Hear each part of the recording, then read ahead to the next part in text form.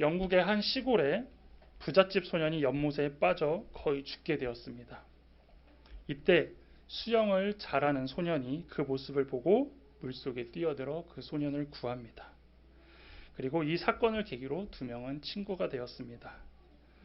어느 날 부잣집 소년이 이 친구에게 이야기합니다. 너는 나를 구해줬으니 내가 뭔가 소원을 하나 들어줬으면 좋겠다. 왜냐하면 부잣집이었기 때문에 어느 정도 자신이 해줄 수 있을 거라고 생각했죠. 이제 수영은 잘했지만 가난했던, 구해줬던 그 친구가 이야기합니다. 나의 소원, 내가 원하는 것은 런던에 가서 의학을 공부하는 것이야.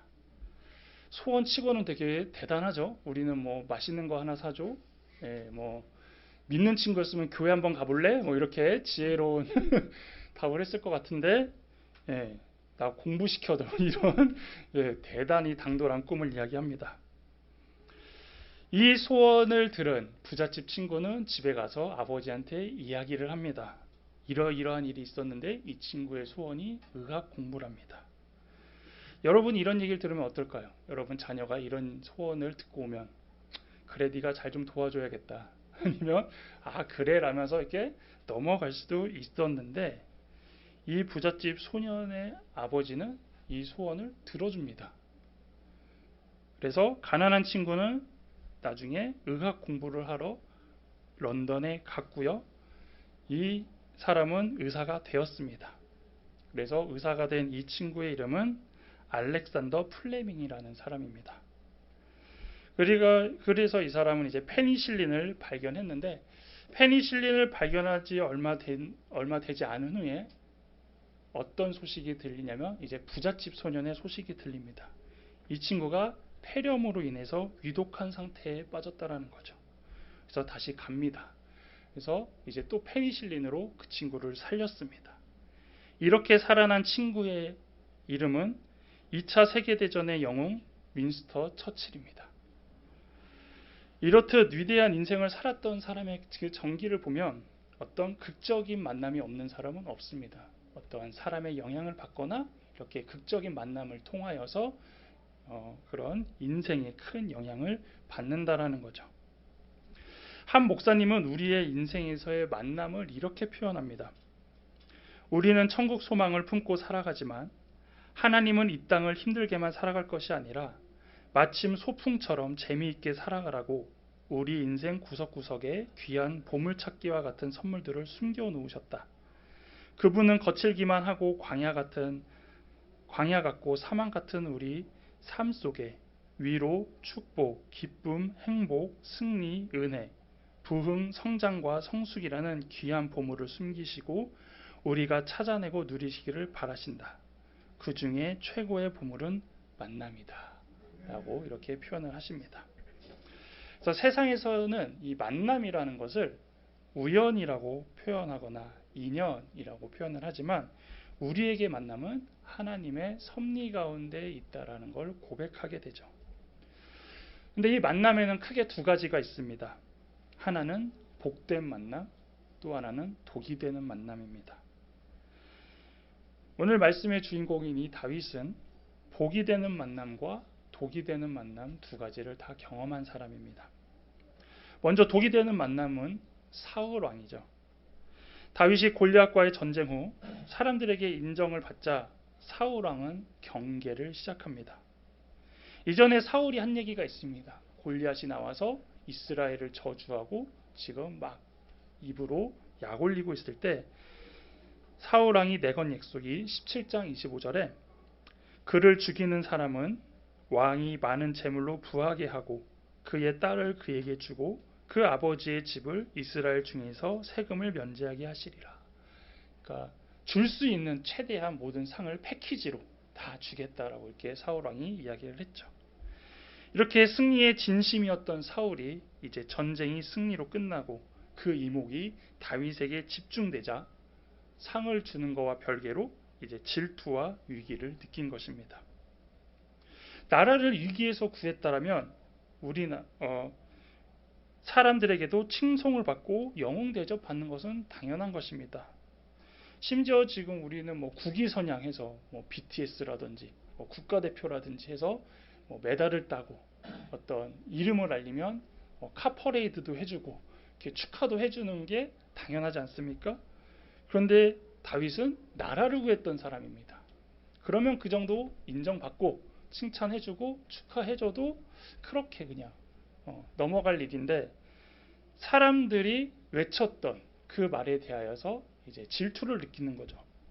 18장 8절에 사울이 이렇게 이야기합니다. 사울이 그 말에 불쾌하여 심히 노하여 이르되 다윗에게는 만만을 돌리고 내게는 천천만 돌리니 그가 더 얻을 것이 나라 말고 무엇이냐 하고 라고 말하면서, 사람들이 다윗은 만만이요 사울은 천천이다, 이게 되게 기분이 나빴던 거예요. 내가 왕인데 어떻게 다윗을 더 높일 수 있느냐, 이렇게 인간적인 마음이 들어갔다는 거죠.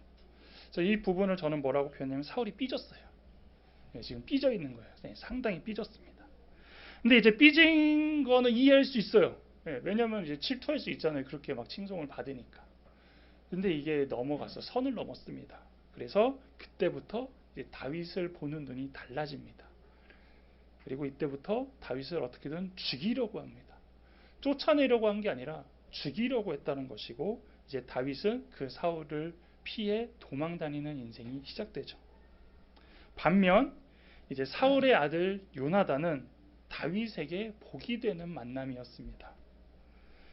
아버지 사울은 다윗을 죽이려고 부단히 노력했지만 반대로 요나단은 다윗을 살리기 위해 노력한 사람입니다. 요나단은 어떤 위치였냐? 사울의 첫째 아들입니다. 첫째 아들은 어떻습니까? 자연스럽게 큰 문제가 없는 이상 다음 왕위를 이어받을 수 있는 자리에 있는 사람이었던 겁니다. 그래서 왕이 될 수 있는 가장 유력한 후보입니다. 그렇기 때문에 사울 왕이 한편으로 왕위를 생각할 때에 다윗을 미워하는 것을 이해할 수 있었고, 요나단도 자신이 왕이 되기 위하여 왕권을 잡기 위해서는 똑같이 사울의 편을 들어 다윗을 핍박해도 크게 문제가 되지 않는 상황이었다는 거죠. 그렇지만 요나단은 사울과 달랐습니다. 도리어 왕위를 다윗이 차지할 줄 알면서도 그는 우정에 대하여 배신하지 않고 아버지 사울의 손에서 벗어나도록 도와준 사람입니다. 그리고 이후에 다윗은 요나단 외에도 여러 복된 사람들을 계속 만나게 됩니다. 도망자 신세였을 때는 친구이자 참모인 후세가 있었고, 가장 공고할 때 위기에서 건져준 바르실레도 있습니다. 또한 다윗의 곁에는 어떤 사람들이 있었냐? 야소부암, 엘르아살, 아비세, 분야와 같이 충성스러운 장수들이 있었고, 또 다윗이 왕이 됐을 때 충성을 맹세한 용사들도 항상 다윗에게는 복된 만남이었습니다. 이렇게 본다면 우리에게는 만남이 무엇일까요? 이 땅을 나그네처럼 살아가는 우리에게 하나님이 주신 천국 소망이 아니면 힘들고 거친 인생을 살아가게 됩니다. 뭐 하나 쉬운 것도 없고 호락호락한 것도 없고 매일이 전쟁터같이 치열하고 끝이 없는 망망대해나 사막 같은 곳, 언제 끝날까, 언제 떠날까, 이런 지쳐있는 모습과 또한 가끔은 혼자 있는 외로움도 느끼는 삶을 살아가고 있습니다. 근데 이런 환경 가운데서 우리가 누구와 함께 한다는 것, 누구를 만난다는 것은 가끔은 큰 위로가 되고 힘이 됩니다. 그래서 하나님께서는 이 만남을 통해 사람들의 삶에 복의 길을 열어 가십니다. 여러분 주위에는 어떤 사람이 함께하고 계십니까? 가깝게는 가족이 있고 또 친구가 있고, 그 다음에는 이제 친척이나 함께 일하는 사람, 또 이웃, 그리고 우리에게는 지금 이 자리에 믿음의 사람들이 함께하고 있습니다. 그런데 이렇게 인맥이 넓은 것, 또 내가 많은 사람을 알고 있는 것, 이것이 중요하기보다는 그 사람들이 나에게는 어떤 사람인지가 더 중요하다는 것입니다. 여러분 핸드폰 켜서 전화번호 한번 싹 올려보십시오. 100명 이상은 그래도 다 갖고 계시죠. 그리고 카톡도 보면은 연락하진 않지만 이렇게 올리면 엄청 많습니다. 막 400, 500명까지 있습니다. 근데 사람들은 그렇게 보면은 많은 사람을 알고 있고 인맥이 넓고 지인이 많아서 좋겠다라고 생각을 합니다. 하지만 막상 여러분들이 그 이름을 보면서 이렇게 생각할 때에 지금 당장 연락할 수 있는 사람이 없을 정도로 나에게 소중한 사람은 얼마나 있을까라는 고민도 하게 된다는 것이죠. 그래서 이렇게 다양한 만남 가운데 만남의 복을 구하는 사람은 많지만 만남의 복을 누리는 사람은 그렇게 많지 않다라는 것입니다. 그렇다면 우리는 이제 이 만남의 복을 어떻게 차지하고 누리며 살아갈 수 있을까요? 좋은 만남을 만나는 비결은 바로 그 만남 자체를 소중하게 여기는 것입니다. 하나님께서는 우리에게 주신 것을 우리가 소중하게 받을 때에 더 좋은 것을 계속 주시고 더 큰 것을 주시듯이 우리가 사람을 만날 때에도 비단 어떤 일적으로 만나더라도 그리고 스치는 사람이더라도 그 만남을 나는 귀하게 여기고 그 사람과의 순간을 소중하게 여긴다라면 하나님께서는 더 소중한 사람을 우리에게 붙여주신다는 것입니다. 그래서 그런 만남을 소중하게 여길 때 하나님은 그 사람과 만남을 통해 또 다른 역사를 이루어 가십니다. 그렇다면 나에게, 여러분에게 복이 되는 사람은 누굴까요? 크게 세 가지로 정리해 봤는데요. 먼저 나를 위해 함께 기도해 주는 사람입니다. 믿음의 사람에게는 기도만큼 힘이 되는 것이 없지 않습니까? 특히 나에게 큰 어려움이 있거나 그리고 큰 일이 생기거나 기도할 여력이 없을 때 함께 기도해 줄 동역자가 있다는 것은 큰 복이 되는 것입니다. 과거에 저랑 함께 사역했던 전도사님이 한 분 계십니다. 이제는 목사님이 되셔서 남양주에서 목회를 잘하고 계시는데 그분이 저희의 이제 어느 날 기도를 제안하면서 이런 질문을 던지셨어요. 지금 유전도사님이 기도해달라고 연락할 수 있는 사람이 있으신가요? 그리고 그 기도에 대해서 기도해 주시는 분은 얼마나 되십니까? 라는 질문을 던집니다. 근데 그때까지는 저는 생각해 본 적이 없었어요. 실제로 나는 누구를 위해 기도해 준 적은 있지만 내가 누구에게 기도 제목을 선뜻 보내본 적은 없었던 것입니다. 그래서 그 얘기를 듣고 지금 당장은 없는데요. 그래도 부모님은 해주시지 않을까 이렇게 형식적인 질문을 답을 했는데 이 질문을 듣고 저도 고민을 했습니다. 그 많은 연락처와 많은 사람들 가운데 내가 어떤 기도 제목을 지금 보냈을 때 이렇게 기도해 줄 수 있는 사람이 몇 명이나 있을까? 그리고 실제로 그 문자를 받고 이제 일명 익십 그냥 읽고 넘기는 사람과 그걸 놓고 기도해 주는 분들이 있다면 나는 얼마나 그런 사람을 알고 있는 것인가라는 고민을 했죠. 이분의 이 질문의 의도가 무엇이었을까요? 나는 이렇게 기도하면 이렇게 기도해 주는 분들이 있어요. 이런 기도의 부대가 있어요. 실제로 그렇게 얘기는 하셨어요. 근데 그거를 자랑하고 싶은 것이 아니라 과연 정말로 저를 위하여서 여러분을 위해서 기도해 주는 동역자들이 지금 주위에 있냐라는 것입니다. 지금 제 이 이야기를 듣고 여러분이 그래 나에게는 그래도 이런 사람은 있는 것 같아. 그래 이 사람은 나를 위해 지금 기도해 줄 수 있어 라고 떠오르는 사람이 있으시다면 그 사람과의 만남이 바로 복된 만남이고 그 사람이 복된 사람인 것입니다. 다음으로 나에게 복이 되는 사람은 말씀으로 이끌어 줄 수 있는 사람입니다. 세상에는 다양한 명언들, 다양한 격언들, 또 도움이 되고 충고가 되는 말들과 문장이 있습니다. 그래서 어떤 일로 축하를 하든지, 어떤 말로 위로를 하든지, 어떤 말로 격려를 할 때에 세상에서도 다양한 말로 이렇게 하지만 믿음의 사람들에게는 위로가 되고 힘이 되는 건 결국 하나님의 말씀이라는 것이죠. 그래서 우리 스스로가 하나님의 말씀을 묵상하고 하나님의 뜻을 알아가지만 하나님께서는 사람을 통해서도 그 뜻을 전달하시기도 합니다. 특히 언제 그러냐? 우리가 교만하거나 하나님과의 관계가 멀어져서 우리가 더 이상 하나님과 교제가 좀 쉽지 않을 때 하나님은 계속 말씀하고 싶은데 그렇지 못할 때 사람을 통해서 전달해 주신다라는 거죠. 그래서 내가 깨닫지 못하고 힘들어할 때 갑자기 누군가의 카톡 하나로 누군가의 말씀 하나로 다시 한번 깨우쳐지던지 아니면 깨지던지 되돌렸던 경험이 있으실 겁니다. 그래서 그때는 좋은 말을 하기보다는 하나님과의 관계가 멀어져 있기 때문에 대부분 아픈 말로 우리를 찌릅니다. 구약 성경에서도 하나님께서는 선지자를 통해서 하셨던 얘기는 좋은 말보다는 대부분 경고였습니다. 이스라엘 백성과 유다 왕들을 향해서 했던 선지자들의 내용들은 무엇이었습니까? 회개하라는 것이고, 그리고 회개하지 않으면 벌을 받고, 회개하면 다시 하나님께서 회복시켜 주신다는 말을 계속하지 않습니까?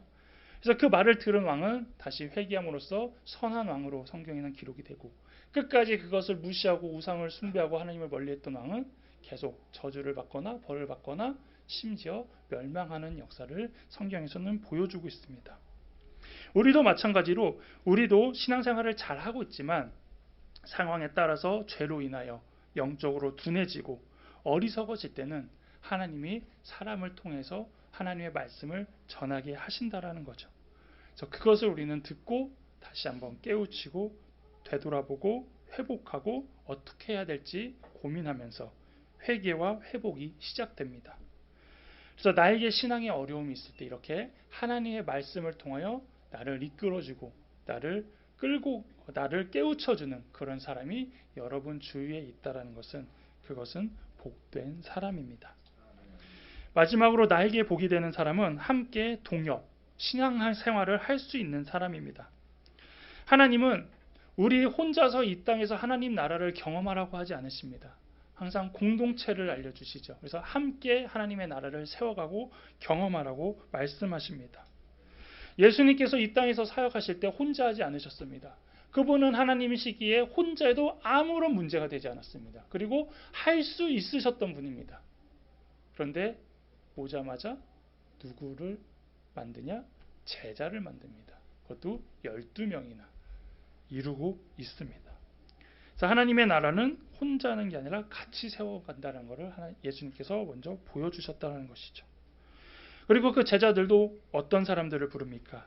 다양한 사람들을 부릅니다. 그래서 하나님의 일을 하는 데 있어서는 직업과 나이와 환경, 성격 이런 거는 큰 의미가 없다라는 사실도 보여주십니다. 예수님께서는 제자들과 함께 복음을 전하셨고 함께 기도하셨고 되도록이면 언제나 함께 움직였습니다. 이렇게 볼 때 우리도 혼자 신앙생활하는 것은 쉽지 않다라는 것입니다. 언제나 다짐하고 결단하지만 혼자 하기보다는 함께 할 때 힘이 되고 함께 해야 잘 된다는 것입니다. 그래서 혼자 기도하기보다는 기도회 때 기도하기가 더 좋고 혼자 통독하기보다는 함께 모여 통독하기가 더 좋고 혼자 예배드리기보다는 함께 모여 예배드리는 것이 그나마 더 잘 지켜질 수 있고 힘이 될 수 있다는 것이죠. 그래서 우리에게 함께 기도하는 사람이 있고 함께 예배드릴 사람이 있고 함께 전도할 사람이 있으며 함께 교제할 사람이 있다는 것, 이것이 우리에게는 큰 은혜이자 복이 됩니다. 그래서 이렇게 우리는 복이 되는 사람을 만나는 복된 만남에 감사하고 또 앞으로 계속 이런 복된 만남을 기대하며 살아갑니다. 왜냐하면 만남은 모두 하나님께서 이끄시기 때문입니다. 우리가 만남을 소홀히 하지 않고 신경 써야 하는 이유도 이것입니다. 하나님이 우리에게 어떤 사람을 보내주실지 모르기 때문이죠. 스쳐도 인연이라는 말이 있습니다. 이것을 우리식으로 표현하면 하나님의 계획된 만남입니다. 우연처럼 보이는 만남도 모두 하나님의 계획이라고 생각하시면 됩니다. 성경에서도 그렇습니다. 이삭과 리브가의 만남, 요셉과 보디발의 만남, 여호수아와 라합과의 만남, 룻과 보아스의 만남, 바울과 아나니아의 만남. 잘 보시면 우연이라고 표현하는 것이 아니라 모두 하나님의 계획 가운데 만나게 하셨음을 알 수 있습니다.